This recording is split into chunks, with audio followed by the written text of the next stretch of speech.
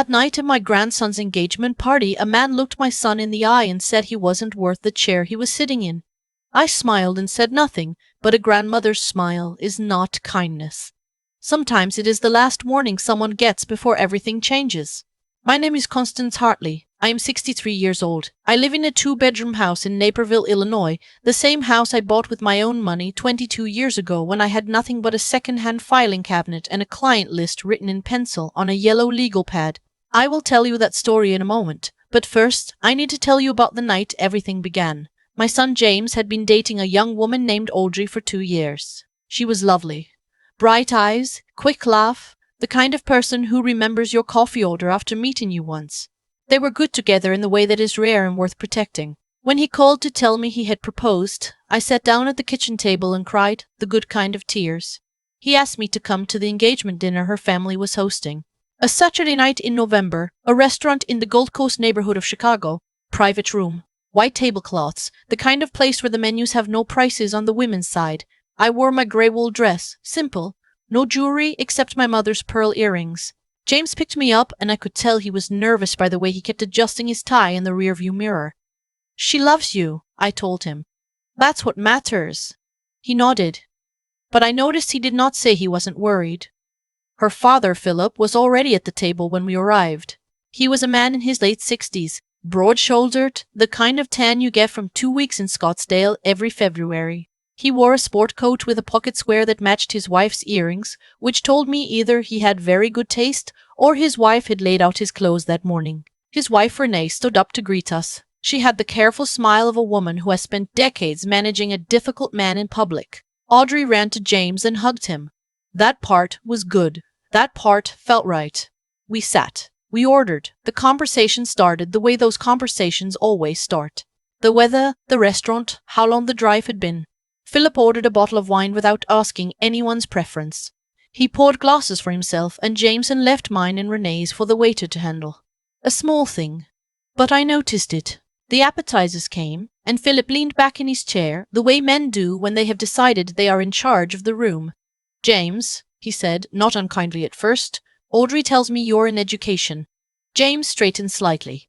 That's right, I'm a high school history teacher. Going on 11 years now. Philip made a sound. Not quite a laugh. More like the sound a person makes when they expected to be surprised and weren't. Teaching. He rolled the word around like he was tasting it and finding it insufficient. And how does that work financially? For a family, I mean. James set down his fork. I do well. The district offers good benefits, and I have a pension. We're not worried. A pension. Werbit glanced at Renee with an expression she didn't return. Son, my daughter grew up with certain things. 2 vacations a year. Private school. A home that didn't require a roommate. I say that not to be unkind. I say it because I love her, and I need to know she's going to be taken care of. Audrey's hand moved under the table. I could tell she was reaching for James's. Dad, she said quietly. He wasn't finished. Look, Philip said, and his voice dropped into the register. Men use when they want to sound reasonable while saying something unreasonable. A teacher's salary in Illinois. What is that, 60,000? 65? You want to raise a family in this city on $65,000 and a hope? That's not a plan, that's a wish. And my daughter doesn't need a man with wishes, she needs a man with means. The table went quiet. I watched James. I watched his jaw tighten the way it used to when he was 12 years old, and the other boy said something cruel, and he was deciding whether to say something back or walk away with his dignity intact. He chose dignity then. He chose it now. He picked up his water glass and took a slow sip and said, I understand your concerns, sir. Philip sat back, satisfied, as if that settled something. I said nothing. I ate my salmon. I dabbed my mouth with the linen napkin. I listened to Renee try to redirect the conversation toward the venue Audrey had in mind, and I watched Philip interrupt twice to redirect it back to money. And I thought about something I had not thought about in a long time. The last time a man underestimated me? After dinner, James and I walked to the car together. The November air was sharp. He put his hands in his pockets and looked at the sidewalk. I should have said something, he told me. You said the right thing. He basically called me a charity case. He called himself a frightened man in front of everyone at that table, I said. He just didn't know that's what he was doing. James looked at me. There was something in his face I recognized. Not anger. Worse than anger. The particular exhaustion of a good person who has been made to feel small for being good. Mom, he said, do you think it's going to be like this? I put my hand on his arm. Go home. Get some sleep. Let me think. He drove me home. I poured a glass of water and stood at the kitchen window for a long time, looking at the dark yard. And then I remembered. Philip's company name had come up in conversation at the restaurant. Cornerstone Capital Partners, a mid-sized private equity firm based in downtown Chicago. I had heard that name before, or I thought I had. I went to my study and opened my laptop and typed it in, and there it was. Cornerstone Capital Partners was one of 17 firms currently under review by my company for a potential advisory contract. A contract worth, if everything went through, just over $4 million over 3 years. I am a tax attorney. I founded my practice, Hartley Tax and Business Advisory, in 2003 after 11 years working at a large firm downtown where I made other people wealthy and was passed over for partner twice. I left. I started over. I built something that was entirely mine. We now employ 26 people, serve over 300 business clients across the Midwest, and in 2019 I was named one of Crain's Chicago Business Top 50 Women in Business. I do not say that to impress anyone. I say it because Philip did not know any of it. And that was his problem, not mine. I closed the laptop. I went to bed. But I did not sleep for a long time. The days after the dinner were strange and quiet. James went back to his classroom, back to his students, back to the life he had built with patience and intention. But I could tell the dinner had settled into him like a splinter too deep to reach. He didn't whistle in the kitchen when I came for Sunday dinner. He answered my questions in full sentences but volunteered nothing extra. One afternoon, he called me while I was reviewing a client's quarterly filing. Audrey talked to her dad, he said, and he apologized to her, said he was stressed, that work has been difficult. Did he apologize to you? Silence. No, James said, but Audrey thinks he will. In time. What do you think? Another silence. Longer this time? I think Audrey loves me. And I think her dad is never going to fully accept me because I don't fit the image he had in his head. But I don't want to lose her over his image. You don't have to decide that today, I said. I know. He stopped. I keep thinking about the way he said it, like I was nothing. Like 11 years of work meant nothing because the check wasn't big enough. I knew that feeling. I had felt it twice in a conference room at my old firm, listening to men explain why I wasn't ready, when what they meant was that they weren't comfortable. I had turned that feeling into a business. I had turned it into 26 jobs and a client roster and a reputation I had built without anyone's permission. James, I said, your worth is not in that man's opinion of you. It never was. I know, Mom. Do you? He laughed a little. I'm working on it. That evening, after I finished with my last client call, I pulled up the Cornerstone Capital Partners file from our internal database. My office manager, a sharp woman named Teresa, who has worked with me for 14 years, had been managing the preliminary conversations. The file was substantial. Cornerstone was looking for a firm to handle their tax advisory and compliance work as they expanded their portfolio into 3 new states. They had narrowed the field to 4 firms. We were one of them. The final presentation was scheduled for the following month. I sent Teresa a message asking her to schedule a briefing for the following morning. I did not tell her why I wanted the deep review. I just told her I wanted to know everything. I want to tell you something about that period, because people sometimes hear a story like this and they think the person in my position spent those weeks burning with anger, plotting, calculating. I wasn't. Mostly I was working. I was reviewing contracts and attending client meetings and driving to James's school one Tuesday to have lunch with him because I knew he needed company that didn't require explanation.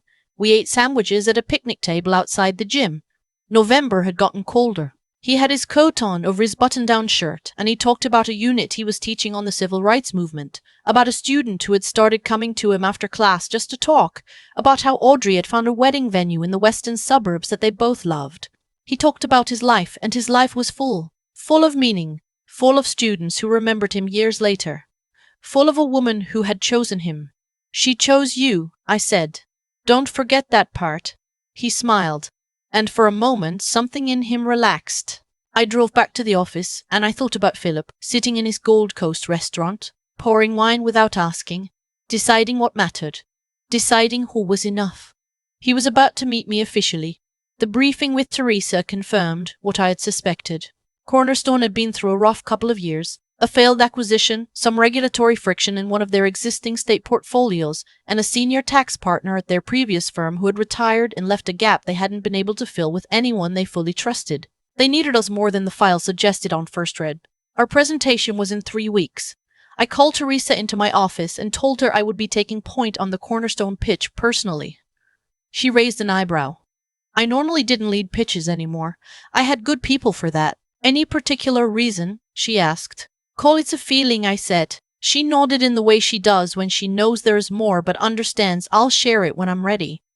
22 years of working together teaches a person that. We spent 2 weeks building the presentation. I was thorough in a way I hadn't been in years. Not because I was trying to impress anyone, because I wanted it to be undeniable. I wanted every number to be precise, every projection to be conservative and defensible, every risk analysis to be so clean that no one in that room would have a follow-up question I hadn't already answered.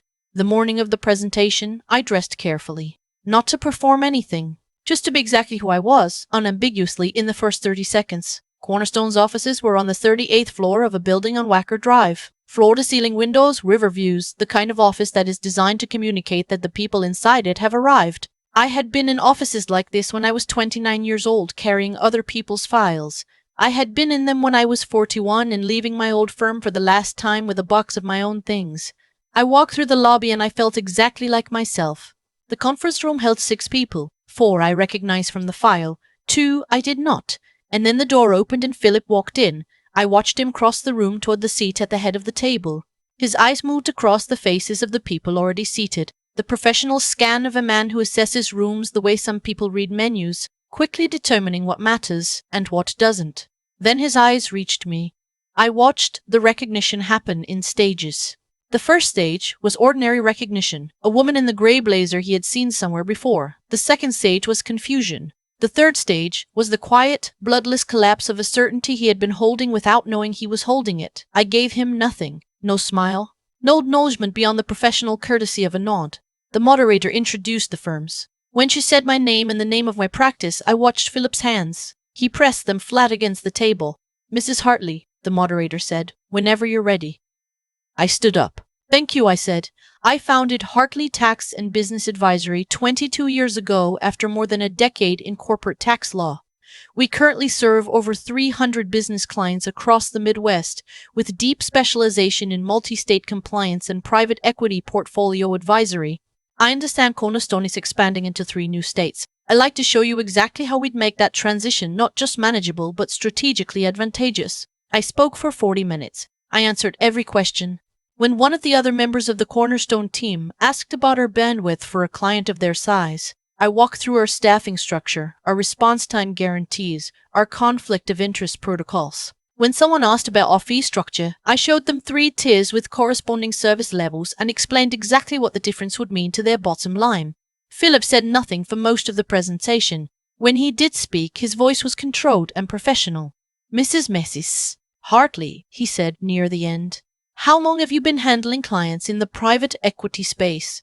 12 years, I said.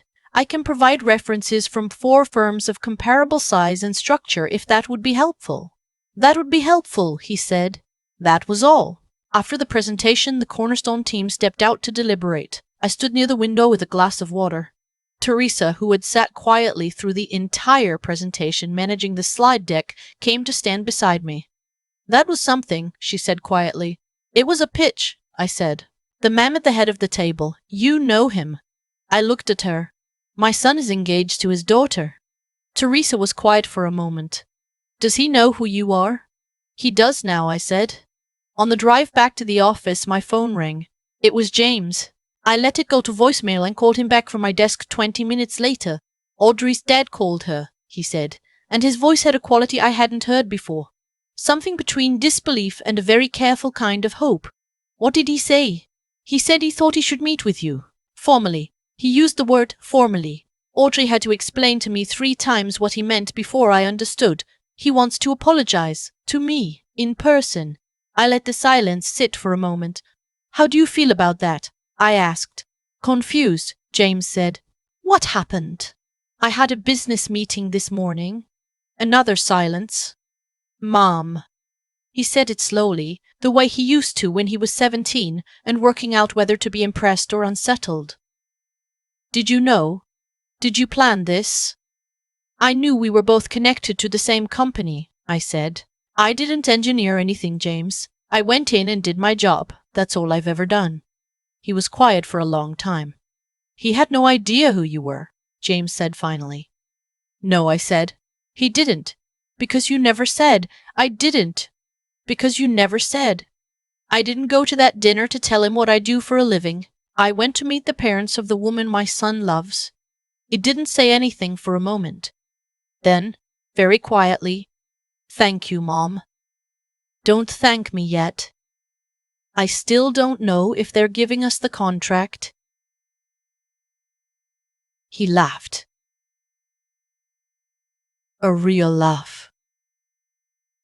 The first one I had heard from him in weeks. 2 weeks later, Cornerstone offered us the contract. I had Teresa handle the final negotiations per our usual protocol. Philip was not involved in the day-to-day communications at that stage, but I knew he knew. The meeting he had requested with James happened on a Thursday evening at a restaurant in Evanston that James chose. I was not there. That was important to me. Whatever Philip had to say, he needed to say it to my son, not in front of me. James called me afterward from the parking lot. He came alone, James said. No Audrey, no Renee, just him. How was it? Uncomfortable, James said. He was nervous. I've never seen him nervous before.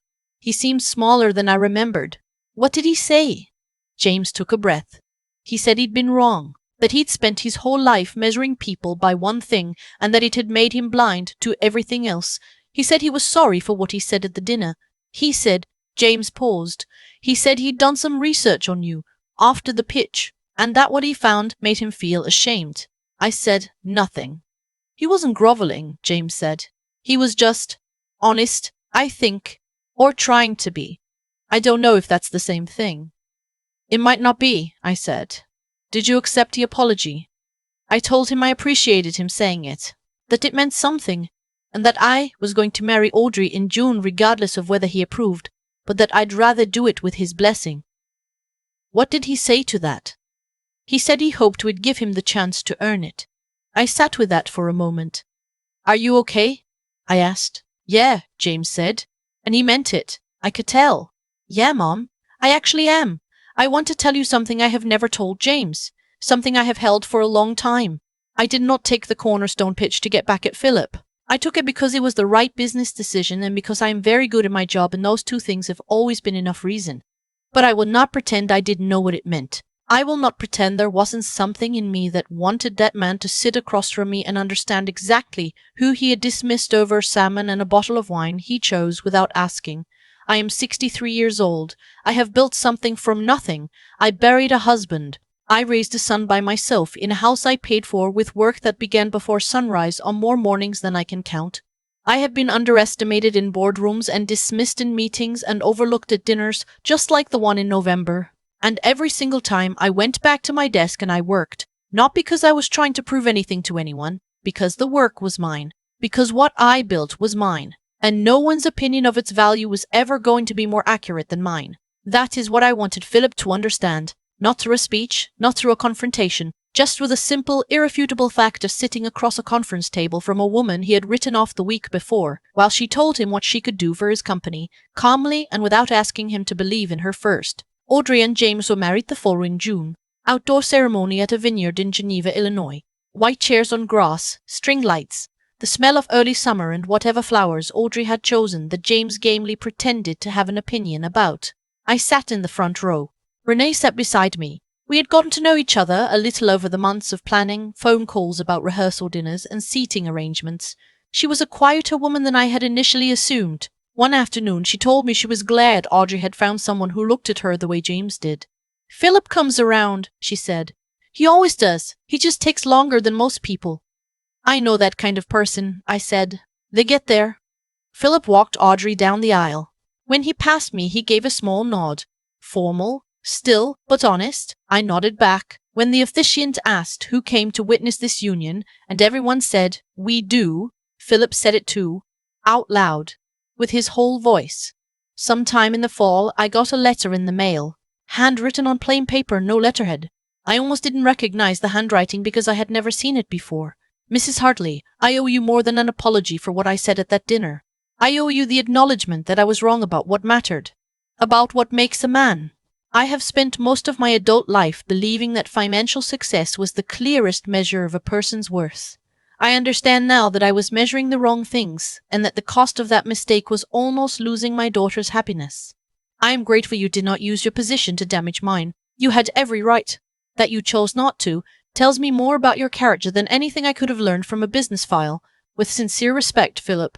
I folded the letter and put it in the top drawer of my desk. Not because I had forgiven everything, not because a letter erases a table in November and a man's voice deciding my son was insufficient, but because I believed he meant it. And because the people who hurt us most are sometimes the ones who, if we leave them room, find their way back to something better. I don't know if that's grace or just patience. At 63, I'm not sure there's always a difference. James is doing well. He took on an after-school history club this year that has 30 kids enrolled and a waiting list. Audrey's 3 months pregnant. They told me at Sunday dinner, slid a little box across the table with a card that said Grandma on the front in block letters. I held the card for a long time before I could say anything. Some mornings I drive past the restaurant where that dinner happened. I don't stop, but I think about it sometimes. About the white tablecloth and the wine Philip poured without asking, and the way James picked up his water glass and chose dignity when he could have chosen anger. He learned that from somewhere, I think. I hope so, anyway. If you have ever been told that the person you love is not enough, I want you to know something. The people who say that are not describing your person. They are describing their own fear. They are describing the part of themselves that learned too early that safety comes from controlling what other people become. Your people are enough. The ones who show up, the ones who work, the ones who choose dignity over a fight they could have won on volume alone. Those people are enough. They always were. If this story touched something in you, I'd love to know where you're watching from. Leave your city in the comments. And if you know someone who needs to hear this today, share it with them. Sometimes one story is the thing that changes someone's whole afternoon. Thank you for listening all the way to the end. I have been thinking a lot lately about what Philip actually cost himself that night. Not the contract, not the professional embarrassment, not even the 2 years it took before his daughter looked at him without something careful behind her eyes. I mean the simpler thing. The thing that happened the moment he decided he already knew everything worth knowing about my son. That is the real price of arrogance. Not the consequences that come later. The immediate, invisible loss of being unable to see what is right in front of you. Philip sat across a table from James, a man who had spent 11 years showing up for other people's children, who had chosen a life of meaning over a life of accumulation, and all Philip could register was a salary figure he found insufficient. He wasn't seeing James at all. He was seeing a reflection of his own fear, and because of that, he almost lost his daughter's happiness, his own place at her wedding, and the chance to know a son-in-law who, as it turned out, was exactly the kind of man Philip had always told himself he admired. That is what I think about when people ask me if I planned it. I didn't plan anything. I went to a business meeting and did my job. What I understand now, more clearly than I did then, is that Philip's humiliation was always going to come from his own choices. I just happened to be in the room when it arrived. There is something I want to say about James, because I think it matters more than anything else in this story. He never asked me to intervene. He never even knew I had until Audrey told him months later. He went back to his classroom the Monday after that dinner and he taught. He graded papers. He stayed after school for a student who needed someone to talk to. He kept building the life he had chosen, quietly and without requiring anyone's approval to continue. That is not weakness. That is the hardest kind of strength there is, the kind that doesn't need an audience. I raised him to understand that your integrity is the only thing that travels with you everywhere you go. Not your title, not your salary, not other people's opinions of your worth. Those things are weather. They change, but the person you are when no one is validating you, when someone powerful has just told a room full of people that you're not enough, that person is the one you actually have to live with. James chose well that night. And because he chose well, because he didn't become bitter or small or desperate to prove something, he walked into a marriage with a woman who loved him and a future that was entirely his own. I think about Philip now and I feel something I didn't expect. Not satisfaction. something closer to understanding. He built his whole identity around money because he had learned early that poverty was dangerous.